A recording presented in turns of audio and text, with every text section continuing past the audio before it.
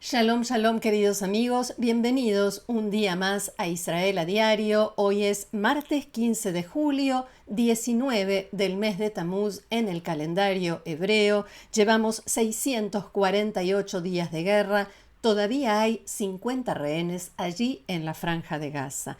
Vamos a comenzar con una noticia que no está en los diarios de hoy. Tzahal informó que esta mañana un dron lanzado desde Yemen contra Israel fue interceptado con éxito por las defensas aéreas de las Fuerzas de Defensa de Israel frente a la costa de Eilat. Las sirenas de alerta no se activaron en ninguna localidad, según el protocolo, dice el comunicado. Eso significa que no había peligro inminente.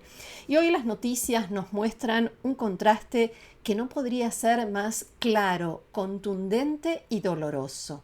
Ayer, 3 soldados israelíes cayeron en combate, 3 más, y mientras tanto, los partidos ultraortodoxos se retiraron de la coalición de gobierno debido a que no obtuvieron la versión de la ley de no enrolamiento al servicio militar obligatorio que ellos exigen.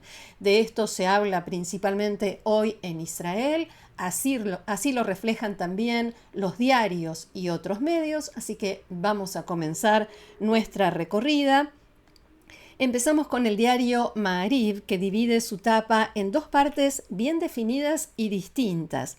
Arriba, los rostros del primer ministro Netanyahu, en el medio, el líder del partido ultraortodoxo Ashkenazí Yahadut HaTorah, Moshe Gafni, y a su lado, el líder del partido ultraortodoxo Sefaradí, Shas, Aryeh Deri.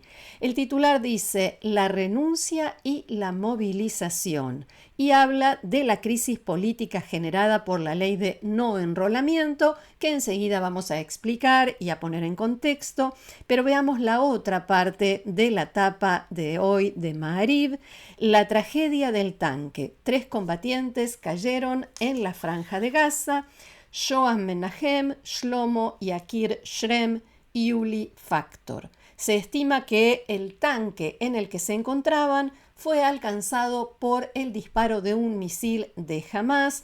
Un oficial de blindados sufrió heridas graves en este mismo incidente. En realidad, esta hipótesis del disparo es la que se manejaba a la hora del cierre de la edición de los diarios, pero el ejército sigue investigando cómo y por qué se produjo la explosión que terminó con las vidas de los 3 soldados que estamos viendo, jóvenes soldados: Shoam Menahem, de 21 años, del Moshav Yardena; Shlomo Yakir Shrem, de 20 años, de Efrat; y el sargento Uli Factor, de 19 años, de Rishon LeZion. Según una investigación inicial de las Fuerzas de Defensa de Israel, los soldados se encontraban en un tanque donde se produjo una explosión en Jebalia, en el norte de Gaza, alrededor del mediodía de ayer, lunes. Y en principio en el ejército sospecharon que el tanque fue alcanzado por una granada propulsada por cohete de Hamas. Sin embargo, en las horas posteriores comenzó a verse que cada vez más que la explosión podría haber sido causada por un proyectil defectuoso que estaba dentro del tanque y estalló. De todos modos, se investigan otras posibles causas de la explosión, entre ellas, por supuesto, un ataque de Hamas. El anuncio de la muerte de los soldados se produjo poco antes del lanzamiento de 2 cohetes desde el centro de la Franja de Gaza hacia el sur de Israel, que fueron interceptados por los sistemas de defensa aérea. No sonaron las sirenas en ninguna localidad, pero sí se activaron las alertas en zonas abiertas cerca de la frontera de Israel con la Franja de Gaza y no hubo heridos. También la primera plana de hoy de Yediot Aharonot está dividida.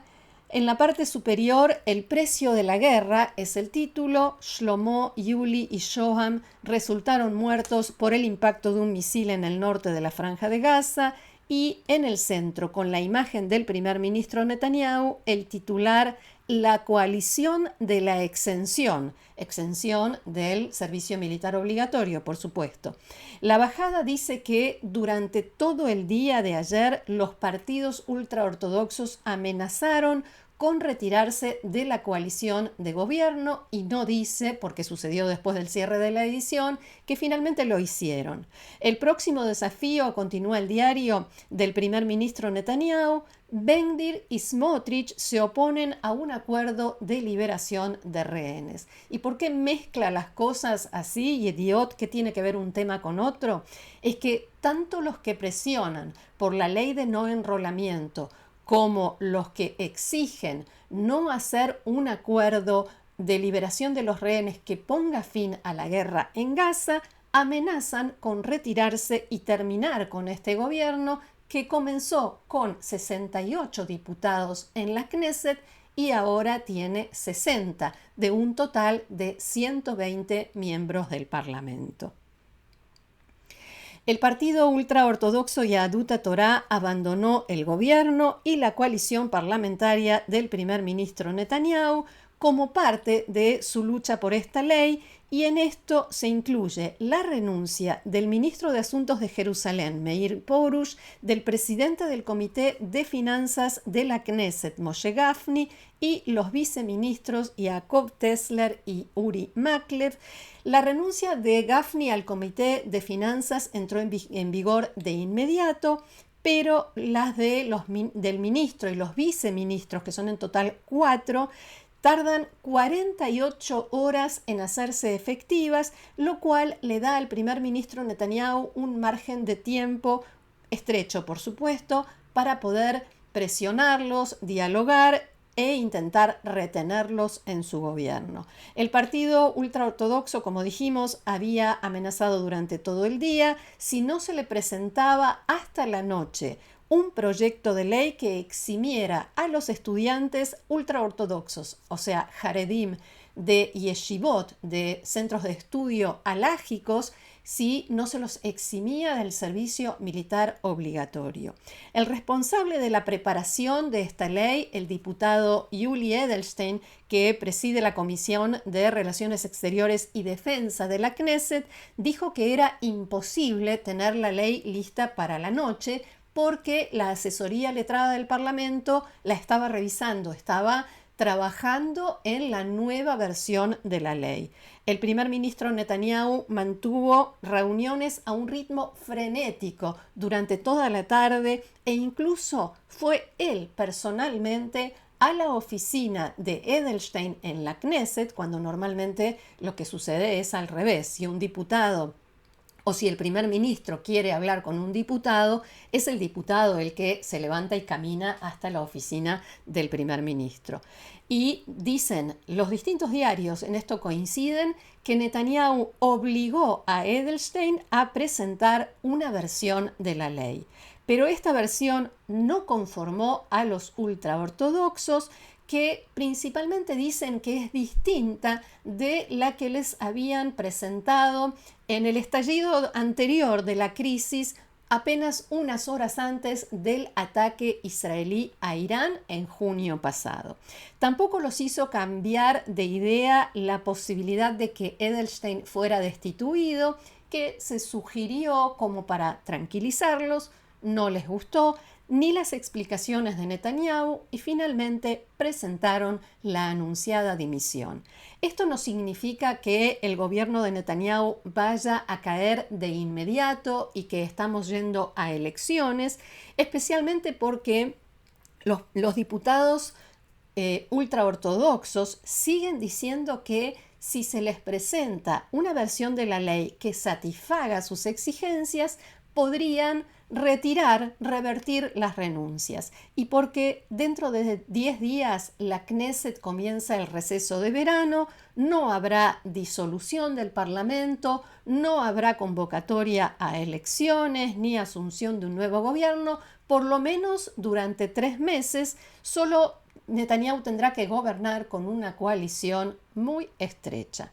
De todas maneras, los medios hoy coinciden también en que esta es la peor crisis que ha atravesado esta coalición que lidera Netanyahu desde sus comienzos. Ahora se espera la decisión del partido Shas, que encabeza Aryeh Deri. Según la televisión pública Kan, Deri estaría a punto también de retirarse del gobierno, y Deri, hay que recordar, es una de las personas más cercanas, de los aliados más fuertes de Netanyahu a lo largo de años, de décadas, especialmente en campañas electorales, pero al mismo tiempo su base de votantes son mayoritariamente los jóvenes ultraortodoxos que esperan la noticia de la ley de no enrolamiento, ellos y sus familias.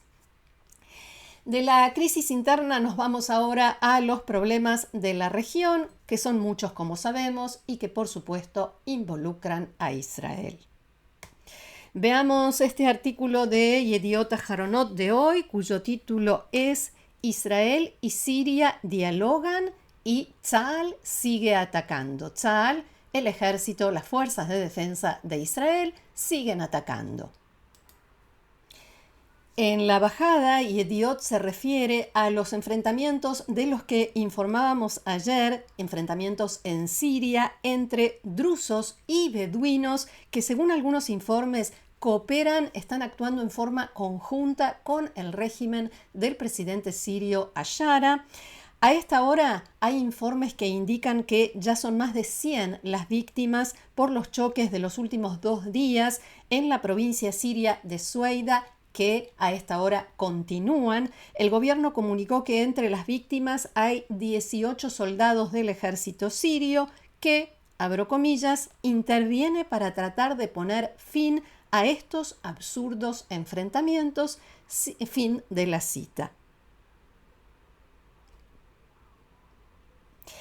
Mientras tanto, en la misma zona, el ejército israelí llevó a cabo varios ataques aéreos contra tanques y vehículos blindados sirios, o sea, del ejército sirio. Tzahal publicó estas imágenes después de que el gobierno sirio dijo que en realidad fueron ataques de advertencia, que no lograron alcanzar ningún tanque, y el ejército israelí explicó que se detectó que los tanques se dirigían hacia Sueida y que las fuerzas de defensa de Israel los atacaron para impedir que lleguen a la zona con el objeto de proteger a los drusos y frustrar cualquier amenaza a Israel.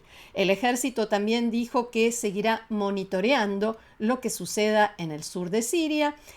El ataque marca un caso sumamente excepcional, inusual, de ataque israelí contra las fuerzas militares del nuevo gobierno sirio.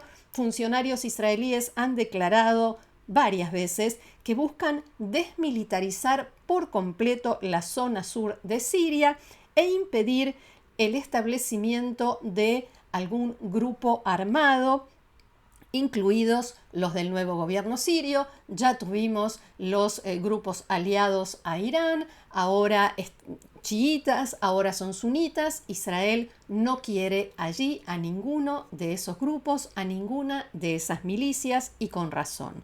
El ministro de Defensa israelí, Israel Katz, también dijo que el propósito del ataque era enviar un mensaje y una advertencia clara al régimen sirio: no permitiremos que se atente contra los drusos en Siria. Fin de la cita. Mientras tanto, Ma'ariv de hoy destaca el viaje del ministro de Relaciones Exteriores de Israel, Gideon Sa'ar, a un encuentro de cancilleres de Medio Oriente en Bélgica. Allí mantendrá varias reuniones y todo parece indicar, a esta hora no está confirmado, que Sa'ar se reunirá también con el ministro de Relaciones Exteriores sirio, Asad al-Shaibani, representante del gobierno de Ayara. A su llegada a Bruselas, Sa'ar declaró: recibimos con satisfacción la participación del ministro sirio, estaremos juntos en la misma reunión, ya veremos qué sucede. Como decía, no se sabe si esta vez habrá reunión entre ambos, pero sí hay y hubo en las últimas semanas varios informes sobre encuentros entre autoridades israelíes de alto rango y representantes del gobierno sirio actual. De Siria nos vamos a Irán. En Irán el gobierno dice que no hay fecha ni lugar fijado para un posible reinicio de las negociaciones con Estados Unidos sobre su programa nuclear, suspendidas debido a la ofensiva lanzada por Israel, a la que se unió posteriormente Washington. El portavoz del Ministerio de Exteriores iraní, Esmail Bakai, declaró que la diplomacia no debe ser un campo de espectáculo y engaño y que Irán entró en esas conversaciones con buenas intenciones. No entraremos de nuevo en un proceso así hasta que haya garantías sobre la efectividad de la diplomacia, dijo el portavoz. ¿Y qué quiso decir con esto? Garantías de que mientras haya negociaciones no habrá ataques y entonces Irán podrá estirar las conversaciones todo el tiempo que quiera y que le haga falta para poder, mientras tanto, volver a desarrollar su programa nuclear. Seguimos adelante. Siguiente imagen, la oficina del líder supremo de Irán, Ali Khamenei, reaccionó con virulencia a una carta abierta que publicó la semana pasada el exministro de Defensa de Israel, Yoav Gallant. Le tomó unos días, pero la reacción llegó. En su carta, Gallant enumeró los logros de Israel en la guerra contra Irán y aseguró que Israel desmanteló la estrategia que sostenía la República Islámica desde hace años. Abro comillas, lo que sucedió en junio de 2025 no fue solo un enfrentamiento bélico, sino el desplome estratégico del sistema que usted construyó durante 4 décadas, le escribió Gallant a Khamenei. El líder supremo de Irán reaccionó a través de su sitio web oficial, donde escribió que se trata de propaganda que forma parte de una operación psicológica completa. Fin de la cita. Otro tema, mientras tanto, y conociendo otro tema, pero no tan distinto en realidad, conociendo la materia, en Israel ya hay preparativos para la próxima guerra en base a las amenazas presentes y potenciales, especialmente en la preparación de nuevos sistemas de defensa aérea. La industria aeronáutica israelí, según nos muestra esta nota del diario Ma'ariv, allí la vemos nuevamente, ya está desarrollando la próxima generación del sistema Hetz, flecha. Hetz 4 y Hetz 5 responden a amenazas que los iraníes todavía están desarrollando. Boaz Levi, director de la industria aeronáutica israelí, declaró a Ma'ariv que cuando Israel desarrolló el sistema Flecha 3, teníamos, dijo, defensas contra misiles que los iraníes todavía no habían desarrollado. Además, Israel está desarrollando un programa defensivo de detección que podría reforzar sus defensas en forma significativa. El plan es desplegar una red de satélites de observación que cubran el espacio de Medio Oriente, especialmente el Golfo Pérsico, y que den una imagen mucho mejor de eventuales preparativos para el disparo de misiles contra Israel o de los propios lanzamientos. Este nuevo sistema permitiría al sistema de radares Oren Yarok, el sistema israelí Oren Yarok, o sea, pino verde, centrarse en el espacio desde donde se realiza el lanzamiento, enfocarse en ese punto y encontrar muy rápidamente a los misiles enemigos para lanzar contra ellos los misiles neutralizadores del sistema Flecha, Hetz, en el espacio más alejado posible de las fronteras del Estado de Israel. Hasta aquí nuestro encuentro de hoy. Muchísimas gracias por haberlo compartido con nosotros una vez más. Les agradezco muchísimo los mensajes, no me canso de agradecerlos y los invito, como siempre, a seguirnos en el canal, a compartirlo, a suscribirse y a formar parte del grupo de amigos de Israel a diario, haciendo clic debajo de este video donde dice unirse. Gracias nuevamente, los espero mañana aquí en Israel a diario. Que tengamos buenas noticias. Shalom.